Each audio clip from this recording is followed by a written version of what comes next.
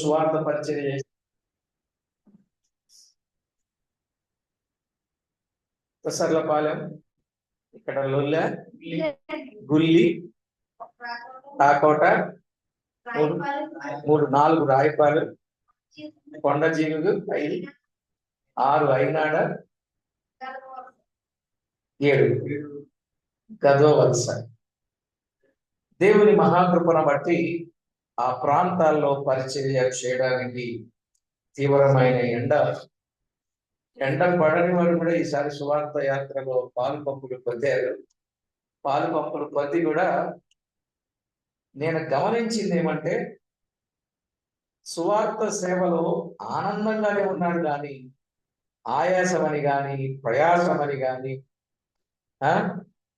నాకెందుకు వచ్చింది బాధ అన్నట్టుగా కానీ ఎవ్వరి ముఖంలో నేను చూడలే. అది చాలా సంతోషదాయకమైనటువంటి సంగతి. మరి ఇక్కడున్న సంఘస్థులు,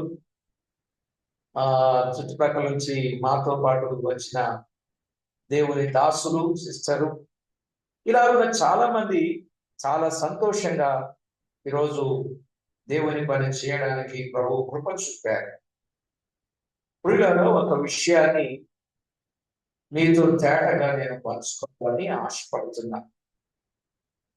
అది కూడా చాలా క్లుప్తంగానే మీకు అందిస్తాను, జాగ్రత్తగా వినండి. ఎందుకు ఇలాగున మనము శ్రమపడి దేవుని వాక్యాన్ని చెప్పాం, అది మనకు అర్థం కావాలి. ముందుకు జరిగి కూర్చో.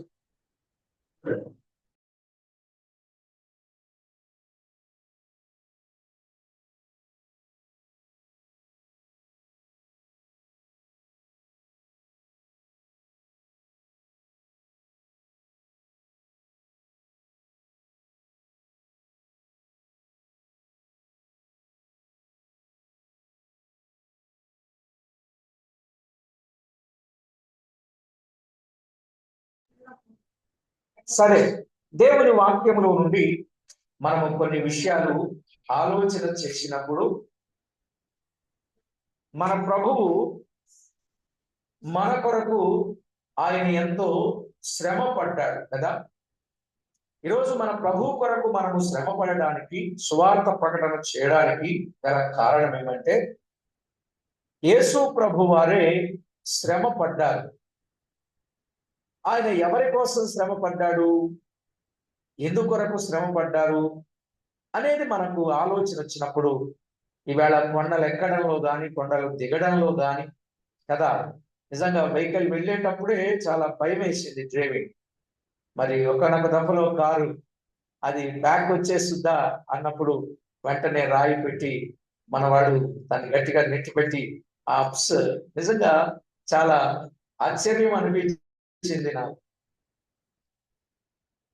అది దేవుని మహాకృప. నిజంగా ఈవేళ చాలా మంది శ్రమను సంతోషంగా భావించారు. ఎందుకంటే ఇప్పటి వరకు మన జీవితంలో మన కొరకు మనము శ్రమ పడతాం కానీ, మన కుటుంబం కొరకు మనం శ్రమ పడతాం కానీ, మన దేవుని కొరకు ఎన్నడూ శ్రమ పడలేదు. ఒకవేళ పడినా ఆ శ్రమలో ఎంతో కొంత లాభం అనేది ఆశించి పడతాం. కానీ ఈరోజు మీరు పడిన శ్రమను చూశారు, అసలు ఏ కోశాన కూడా భౌతిక సంబంధమైనటువంటి ప్రయోజనం కొరకు చూడకుండా పరలోక సంబంధమైనటువంటి ప్రయోజనం కొరకే పలువురు ప్రయాసపడ్డారు, శ్రమ పడ్డారు.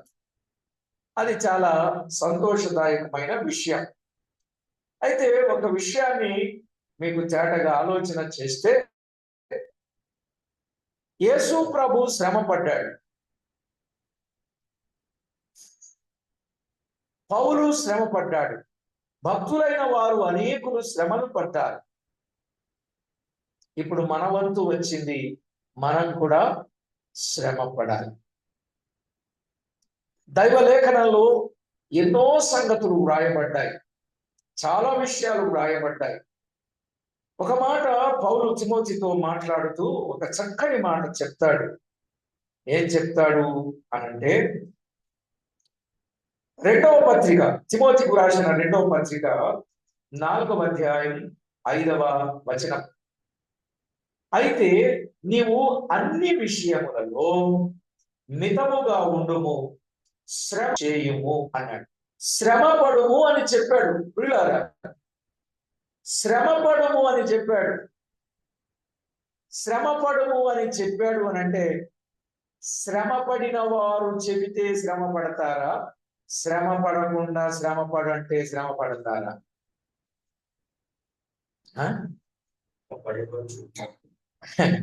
ఏదైనా ఫలవంతంగా ఉండాలంటే అది మనము శ్రమపడి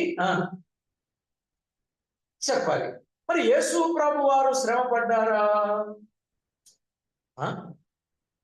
అపోస్తలుల కార్యముల గ్రంథం 1వ అధ్యాయం. అపోస్తలుల కార్యముల గ్రంథం 1వ అధ్యాయం 3వ వచనాన్ని చదువుతాం. 1వ అధ్యాయం 3వ వచనం. ఆయన శ్రమ పడిన తరువాత అన్నాడు. ఎవరు ఆయనంటే? ఆయనంటే ప్రభు అయిన యేసుక్రీస్తు. ఆయన శ్రమ పడిన తరువాత అంటే యేసుక్రీస్తు ప్రభు వారు ఏం పడ్డారు?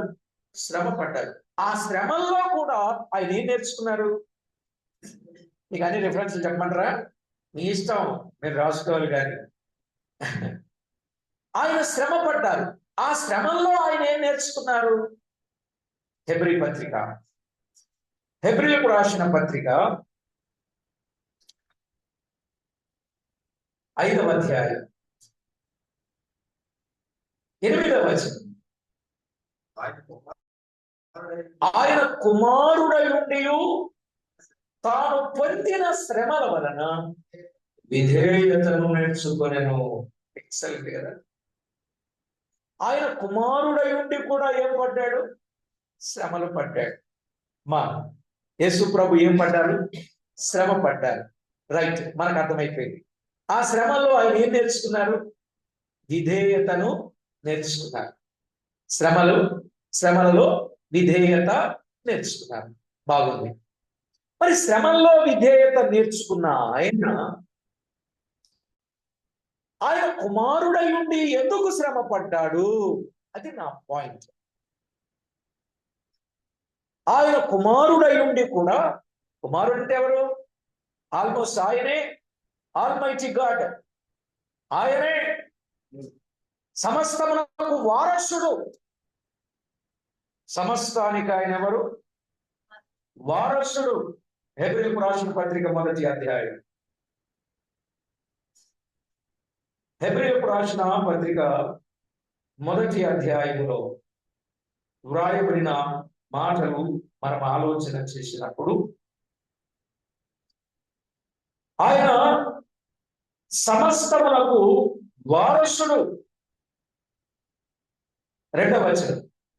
ఆ దినముల అంతమందు కుమారుని ద్వారా మనతో మాట్లాడెను. ఆయన ఆ కుమారుని సమస్తమునకు వారసునిగా నియమించెను. ఈయనెవరు? సమస్తమునకు వారసుడు. సమస్తమునకు వారసుడైన ఆయన ఇప్పుడు ఏం పడ్డాడు? ఆయన శ్రమ పడ్డాడు. అసలు సమస్తానికి వారసుడు అంటే శ్రమ పడతాడా? ఇప్పుడు అనిల్ అంబానీ కొడుకు, ఆయన గోళ అంత ఉంది. ఇప్పుడు ఆయన శ్రమ పడితే ఏం బాగుంటుంది? కానీ ఒకరోజు ఇంటర్వ్యూలో మాట్లాడుతున్నాడు, నేను ఎన్నో శ్రమలు పడ్డాను, ఎన్నో కష్టాలు పడ్డాను. విన్నారా ఇంటర్వ్యూ? చాలా కష్టాలు పడ్డాను, చాలా శ్రమలు పడ్డానని చెప్పేసి అన్నాడు. సరేలేండి, వాళ్ళ సంగతి మనం వదిలేద్దాం. కానీ ఇక్కడ యేసుక్రీస్తు ప్రభు మన కొరకు శ్రమ పడ్డాడు. సమస్తానికి వారసుడై ఉండి ఆయన శ్రమ పడి ఆ శ్రమలలో ఏం చేశాడు? ఆయన విధేయత నేర్చుకున్నాడు. రైట్, ఆ మాట అలా ఉంచండి. అసలు ఆయన ఎందుకు శ్రమ పడాలి? కుమారుడై ఉండి కూడా ఆయన ఎందుకు శ్రమ పడాల్సి వచ్చింది? నన్ను అదే పీడించేసింది చాలా కాలం. అసలు ఆయన ఎందుకు శ్రమ పడాలి? ఆయన శ్రమ పడాల్సిన అవసరత ఏమొచ్చింది అని అన్నప్పుడు 4 మాటలు చెప్తా. చాలా సంగతులు చెప్తాను ఇక్కడ, మీకు అర్థమయ్యేటట్టు 4 మాటలు. ఎందుకు శ్రమ పడ్డాడు ఆయన? ఒకటి, పేతురు రాసిన మొదటి పత్రిక 3వ అధ్యాయం 18వ వచనం చదవండి కదా. పేతురు రాసిన మొదటి పత్రిక 3వ అధ్యాయం 18వ వచనంలో చెప్పబడిన మాట. ఆయన ఎందుకు శ్రమ పడ్డాడు? ఎందుకు శ్రమ పడ్డాడు? కీడు చేసి శ్రమ పడుట కంటే మేలు చేసి శ్రమ పడుటయే బహు మంచిది. అంటే ఇప్పుడు ఆయన ఏం చేయడానికి శ్రమ పడ్డాడు? మీకు టక్కని చెప్పాలా? ఆయన ఏం చేయడానికి శ్రమ పడ్డాడు? మేలు చేయడానికి శ్రమ పడ్డాడు. దిగదా, కీడు చేసి శ్రమ పడడం కంటే మన కొరకు ఎందుకు శ్రమ పడ్డాడు? ఆయన మేలు చేయడానికి శ్రమ పడ్డాడు. Very good. మేలు చేయడానికి శ్రమ పడ్డాడు, చాలా బాగుంది. మేలు చేయడానికి శ్రమ పడ్డాడు, చాలా బాగుంది. ఇంతకు ఆయన చేసే మేలేంటి? నంబర్ 1 అక్కడే చదవండి. అక్కడే ఏలయనగా వినండి వినండి, మనలను దేవుని యొద్దకు తెచ్చుటకు జాగ్రత్త ప్రసాద్ గారు, ఇక్కడ ఎక్కడ లెటర్ తేడా రాదు. మా వాళ్ళకి తెలుసు, బైబిల్ కాలేజ్ స్టూడెంట్స్ కి పాట గాని మాట గాని ప్రార్థన గాని తేడా వచ్చిందా? వింటున్నారు వాళ్ళు కూడా. తేడా వచ్చిందా? అసలు ఊరుకోరు. అర్థం మారిపోవడం కాదు, చాలా కష్టం వచ్చేస్తుంది. సరే, విషయం వినండి. రైట్, ఇప్పుడు చదవండి. అనీతిమంతుల కొరకు నీతిమంతుడైన క్రీస్తు శరీర విషయములో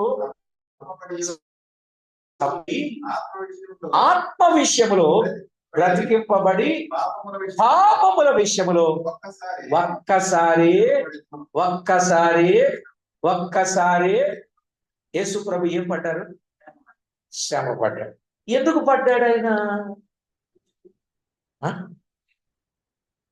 చెప్పండి. ఇంకా మనమేగా మేలు చేయడానికి. మీరు కూడా మ్యూట్ తీసుకొని మాట్లాడండి. జూమ్ లో ఉన్న వాళ్ళు, తరగతిలో ఉన్న స్టూడెంట్స్, మీరు కూడా మాట్లాడండి, పర్వాలేదు. ఏం చేయడానికి? మేలు చేయడానికి. అంటే ఇప్పుడు ఆయన చెప్పిన మేలేంటి? అక్కడే ఉందిగా, అనేకులైన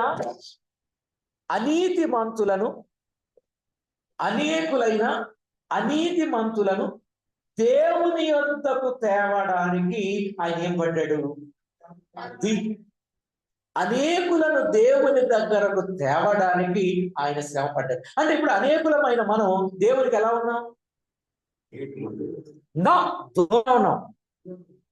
ఎలా ఉన్నాం? దూరంగా ఉన్నాం. ఈ దూరంగా ఉన్న మనల్ని దగ్గరకు తేవడానికి. ఎందుకంటే దేవుని దగ్గరికి మనం రావాలంటే ఏముండాలి? మనకి నీతి ఉండాలి. అందుకే ప్రార్థన కొంతమంది రావంటే, నేను మారలేదండి, నేను మారేకొచ్చాను, నేను అప్పుడే కాదులేండి, కొంత టైం పడుతుందండి, చాలా అలవాట్లు ఉన్నాయండి నాకు, నేను అప్పుడే రావాలంటే రాలేదండి. అవన్నీ మానుకున్నాక, అమ్మో ఆ దేవుడు అంటే నిప్పండి బాబు, ఆ దేవుడు అంటే అమ్మో చాలా భయం అండి, ఆయన దగ్గర రావాలంటే ఆషామాషి కాదండి. మొత్తం మానుకున్న తర్వాత అప్పుడు దేవుని దగ్గరకు వస్తాను, కానీ లేకపోతే నేను రానండి బాబు అంటారండి. కానీ ఆయన వచ్చిందే దేనికి? అనీతిమంతులను దేవుని దగ్గరకు తేవాలి. ఎక్కడి నుంచి ఎక్కడికి వచ్చాడు ఆయన? ఎక్కడి నుంచి ఎక్కడికి వచ్చాడు? రాజమండ్రి నుండి కుసర్లపాలెం వచ్చాడంటారా? చెప్పండి. మీరు అనుకుంటారు, కొద్ది దూరం ప్రయాణం చేసి అనుకుంటారు, బాబోయ్ ఎంత ప్రయాణం చేసి వచ్చాను బ్రదర్, అలిసిపోయాను బ్రదర్, తెల్లవారులు నిద్ర లేదు బ్రదర్. మీరు నిద్రపోలేతే కదా బ్రదర్ డైలాగ్ నాకు ఇవ్వాలి.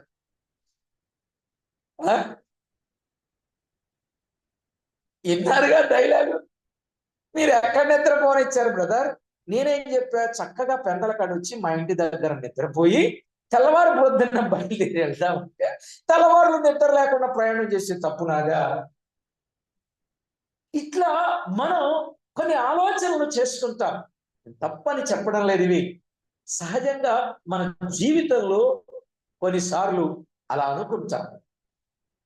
అయితే యేసుక్రీస్తు ప్రభు ఎందుకు శ్రమ పడ్డాడంటే అనేకులను దేవుని దగ్గరకు తేవడానికి శ్రమ పడ్డాడు.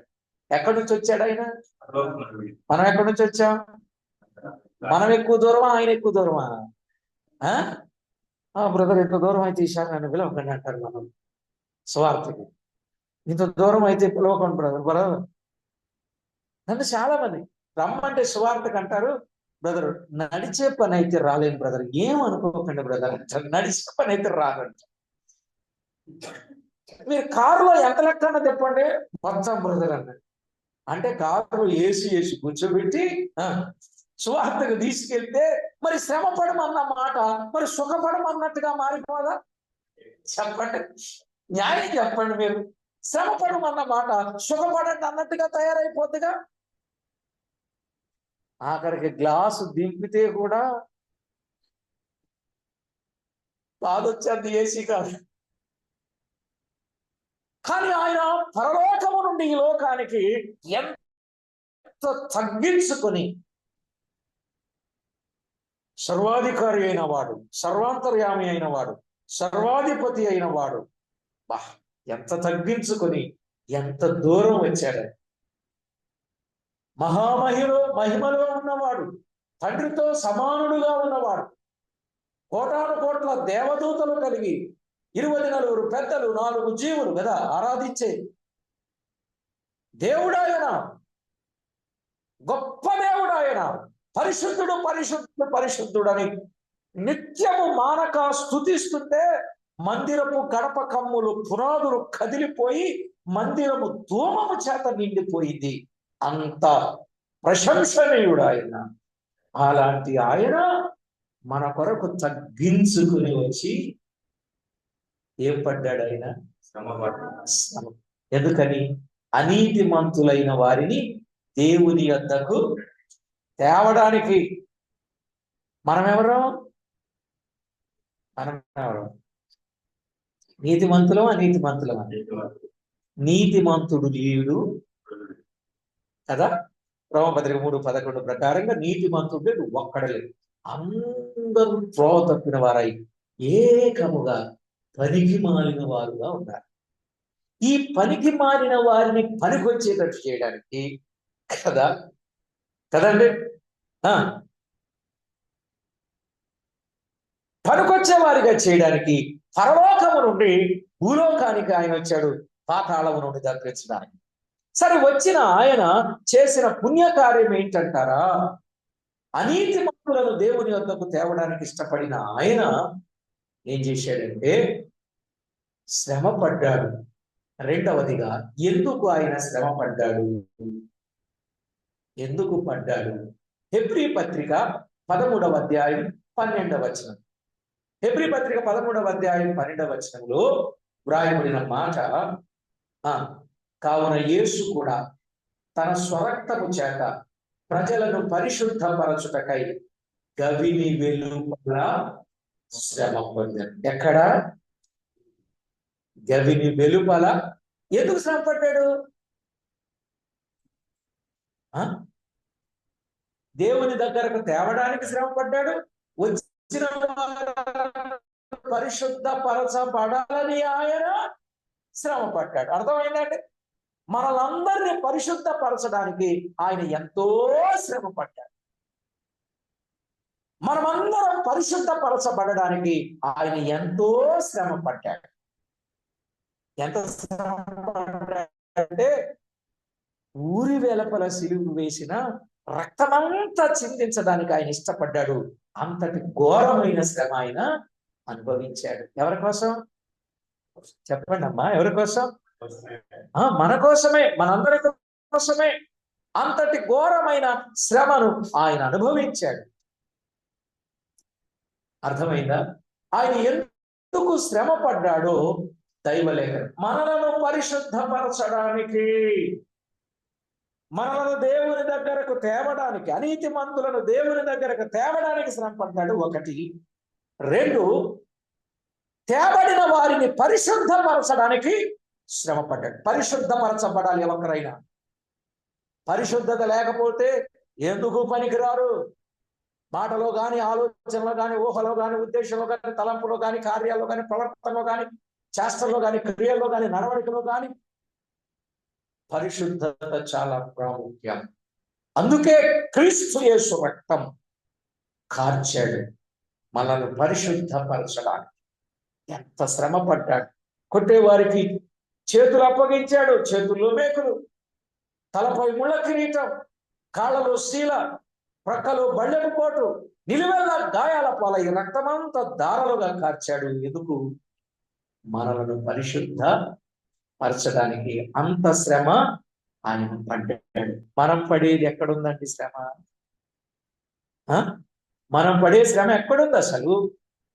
ఏమైనా పడితే కుటుంబం కొరకు, ఇంటి కొరకు, చేసిన అప్పు కొరకు, వచ్చిన సమస్య కొరకు, చిక్కు కొరకు, ఉచ్చు కొరకు, బంధువుల కొరకు, పేరు కొరకు, ఘనత కొరకు, ప్రఖ్యాత కొరకు శ్రమ పడతారే కానీ యేసుక్రీస్తులాగా శ్రమ పడిన వారు ఉన్నారా? ఉన్నారా? లేరా? లేరా? లేరా అంటే ఉన్నారంటారు, ఉన్నారంటే లేరు అంటారు. మీరేంటో నాకు తెలియదు. ఒకటంటే ఇంకోటి అంటాడు. నిజమే, పిల్లోడు కూడా రెండు రెండులు ఎంతరా? 4 అండి. ఏయ్ నిజమేనా? 4ఏనా? లేదండి 6 అండి. అప్పటికప్పుడే అంటే నిజమేనా అంటే చాలు మరి ఏంటో తెలియదు. విచిత్రంగా ఉంటుంది. ఖచ్చితమైన మాట చెప్పినా కూడా ఏం బ్రదర్ ఇది ఖచ్చితమేనా అంటే బ్రదర్ అన్నట్లు. ఏంటో ఈ మనిషి. సరేలేండి, నేను టైం ఎక్కువ తీసుకుంటున్నట్టు అనిపిస్తుంది. నాకు కూడా 5 నిమిషాలు తక్కువ ఇచ్చారులేండి. 9 గంటలకే ముగించాలనుకున్నాను. కానీ విషయం మాత్రం గుర్తుపెట్టుకోండి. దేవుని దగ్గరకు తేవడానికి ఆయన శ్రమ పడ్డాడు. 2, మనల్ని పరిశుద్ధపరచడానికి శ్రమ పడ్డాడు. 3వది హెబ్రీ పత్రిక 2వ అధ్యాయం 18వ వచనం. హెబ్రీ పత్రిక 2వ అధ్యాయం 18వ వచనం. నా ముఖం చుట్టం కంటే బైబిల్ చుట్టం మంచిది. వారు శోధింపబడి శ్రమ పొందెను గనుక శోధింపబడు వారికి సహాయము చేయటానికి ఆయన ఎందుకు శ్రమ పడ్డాడు? ఆయన శోధింపబడి శ్రమ పడ్డాడు కదా. ఆయన ఎందుకు శ్రమ పడ్డాడంటే మనకు సహాయము చేయడానికి ఆయన శ్రమ పడ్డాడు. ఎప్పుడైనా ఇప్పుడు మనం ఈ వరదలు వచ్చిన కారణం చేత కొంతమంది రిస్క్ చేస్తే తప్ప కొట్టుకుపోయే వాళ్ళు ఇబ్బంది పడలేరు. వాడు ఇబ్బంది పడుతున్నప్పుడు రక్షించబడలేరు. వెళ్ళిపోతా ఉన్నాడు, కొట్టుకొని పోతా ఉన్నాడు. గబగబా 3 స్నేహితులు కలిసి ఏం చేశారంటే వీడిని గబగబా నువ్వు కిందకి వెళ్ళిపోయి కాళ్ళు పట్టుకుంటామని ఈ చేతులు ఏలాడేసేసారు. ఆడు వచ్చేవాడు వీడి చేతులు పట్టుకొని ఆ వాటర్లో నుంచి పైకి లాగారు. చూసారా? అంటే ఇప్పుడు వాడు శ్రమ పడితే వీడేమయ్యాడు? బ్రతికాడు. అర్థమైందండి? అలాగే మన ప్రభు అయిన యేసుక్రీస్తు వారు మనము శోధించబడుతున్నామని అంటే ఎలాగా? ఒకటి, అనీతిమంతులు దేవుని దగ్గరకు వచ్చి నీతిమంతులు కనుక పరిశుద్ధులైన తర్వాత ఈ పరిశుద్ధులను సాతానుడు రోజు లోకంలోనికి తీసుకొని వెళ్ళే ప్రయత్నం చేస్తా ఉంటాడు. అక్కడ నుండి కాపాడబడే వారికి ఆయన ఏం చేస్తున్నాడు? సహాయం. ఈ సహాయం దేవుడు చెప్తేనేమో వీళ్ళేం చెప్తారు? ఎంతసేపు ఆశీర్వాదాలు, దీవెనలు, గొప్ప మేలులు ఇవి చెప్తా ఉంటారు. బైబిల్ లాగా అర్థం చేసుకోవాలి. ఆయన ఏం చెప్పాడు? నువ్వు కష్టపడితే నీ కష్టాన్ని నువ్వు అనుభవిస్తావు అంతే. నీ కష్టాన్ని దేవుడు వర్ధిల్ల చేస్తాడు అంతే. అంతేగాని కష్టపడకుండా సోమరోళ్ళ ఇంట్లో కూర్చుంటే గొప్పలు వచ్చి పడతాయా? ఇలా చెప్తున్నారు. మళ్ళీ ఇంకా కొత్తగా ఏం చెప్తున్నారంటే నువ్వు 100 రూపాయలు ఇచ్చావంటే 1000 రూపాయలు వస్తుంది, 1000 రూపాయలు ఇచ్చావంటే 10,000 వస్తుంది, 10,000 ఇచ్చావంటే 1,00,000 రూపాయలు వస్తుంది, 1,00,000 రూపాయలు ఇచ్చావంటే 10 లక్షలు వస్తుంది అని చెప్తున్నారు. ఎవరు? సేవకులండి. నేను చెప్పరా? అలాంటి మాటలకు ఆశపడి వెళ్ళిపోతున్నారు. అక్కడికి ఇచ్చేస్తున్నారు, ఉన్నదంతా ఊడ్చేసుకుంటున్నారు అంతే. నా బైబిల్ లాగా అర్థం చేసుకోకపోతే చాలా ప్రమాదం ఉంది మనిషికి. శోధింపబడు వారికి ఆయన సహాయం చేసేవాడుగా ఉన్నాడు. ప్రార్థనలో సహాయం, వాక్యములో సహాయం, పరిచర్యలో సహాయం, కుటుంబ సంరక్షణలో సహాయం, ఇవన్నీ చేస్తాడు. సహాయాలు చాలా రకాలు ఉన్నాయి, అవన్నీ ఇప్పుడు చెప్పేట ఆయన కాదు. సహాయం చేయడానికి ఆయన శ్రమ పడ్డాడు. ఈవేళ మనం సువార్త ప్రకటనకు వెళ్ళాను చూసారా. ఇప్పుడు నమ్మని వారందరూ ఎక్కడికి వెళ్ళిపోతున్నారు? అగ్నికి వెళ్ళిపోతున్నట్టేగా. ఈ నమ్మనోళ్ళందరూ అగ్నికి వెళ్ళిపోతా ఉంటే మీరు అగ్నిలో నుండి తప్పించుకోండి అని చెప్పి మనము దేవుని యొద్దకు తెచ్చే ప్రయత్నం, సిలువ వేయబడిన ప్రభు రక్తంలో కడగబడితే పరిశుద్ధులు అవుతారనే ప్రయత్నం, ఇదిగో ఏదైనా శోధనలో ఉంటే ఆ శోధనలో సహాయం మీకు ప్రభు చేస్తాడు, మా వల్ల కాదు అని చెప్పే ప్రయత్నం మనం చేశామా లేదా? కనుక దేవుడు తన కుమారుడైన క్రీస్తును సమస్తానికి వారసుడైన ఆయన్ని ఈ లోకానికి ఎందుకు పంపాడు మనకు అర్థమమ్మా. ఇక 4వది, ఆయన ఎందుకు శ్రమ పడ్డాడో మీకు చెప్పేసి నేను ముగిస్తాను. అదే హెబ్రీ పత్రిక 2వ అధ్యాయం 10వ వచనం చదువుతారా? హెబ్రీ పత్రిక 2వ అధ్యాయం 10వ వచనం. ఎవరి నిమిత్తం సమస్తమును ఉన్నవో, ఎవరి వలన సమస్తమును కలుగుచున్నవో ఆయన అనేకులైన కుమారులను మహిమకు తెచ్చుచుండగా వారి రక్షణకర్తను శ్రమల ద్వారా సంపూర్ణంగా చేయుట ఆయనకు. ఇప్పుడు ఆయన ఎందుకు శ్రమ పడ్డాడు చెప్పండి? ఇప్పుడు మన బ్రదర్ వాళ్ళు కరోనా కాలంలో చాలా మందికి రోజు భోజనాలు ఏర్పాటు చేశారు. ఆ టైంలో మంచినీళ్ళు ఇచ్చే దిక్కు కాదు కదా, మాట్లాడే దిక్కు కూడా లేదు, పన్నెత్తి పలకరించే దిక్కు కూడా లేదు. కనబడకుండానే దాక్కున్న రోజులు, క్వారంటైన్లో ఉన్న రోజులవి.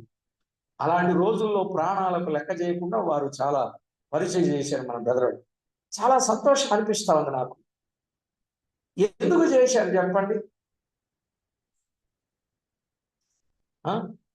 డబ్బులు ఎక్కువనేమో.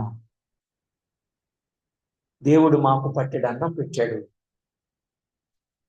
ఆ అన్నము లేని వారికి మా అన్నంలో కొంచెం సహాయం చేస్తే వాళ్ళ ఆకలి తీర్చుకుంటారని అంతేనా అండి? అదే ఆవేదన సాక్ష్యం చెప్పిన బ్రదర్. అలాగున సహాయము చేయగలిగితే అది ఎంతో మేలని ఆ రోజుల్లో అలా చేశారు.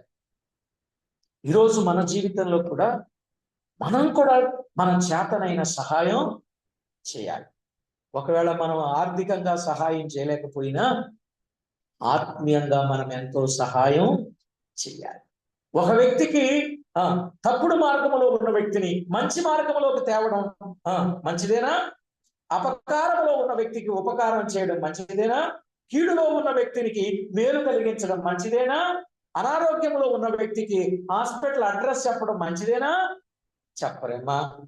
ఆకలిగా ఉన్న వారికి కొంచెం పట్టెడు అన్నం పెట్టడం మంచిదేనా? దాహంగా ఉన్న వ్యక్తికి నీళ్ళు వేయడం మంచిదేనా?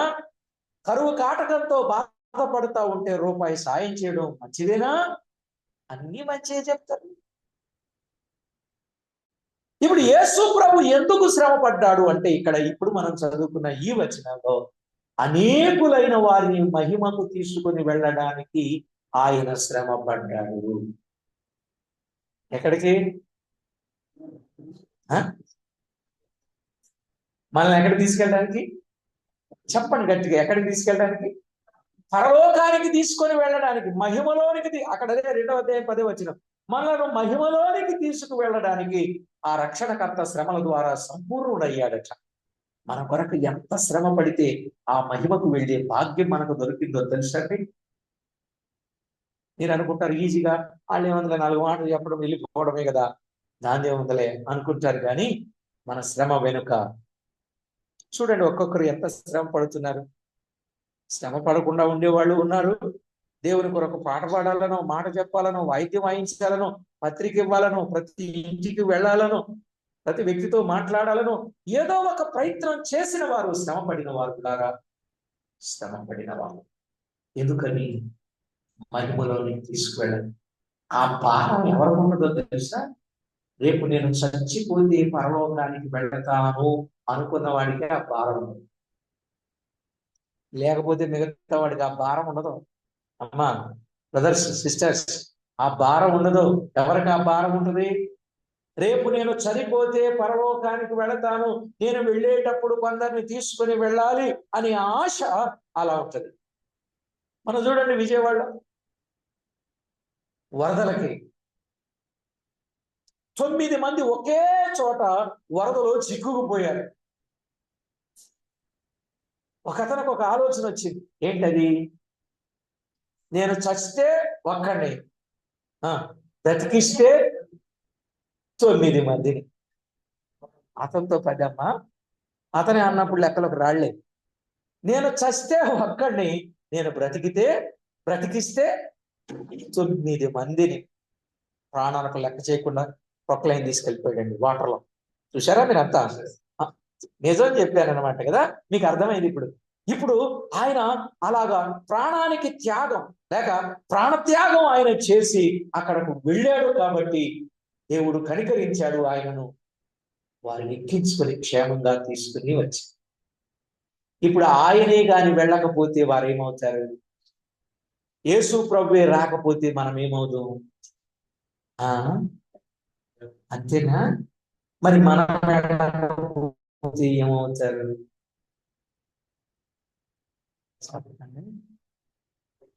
మనం వెళ్ళకపోతే ఏమవుతారు ప్రజలు?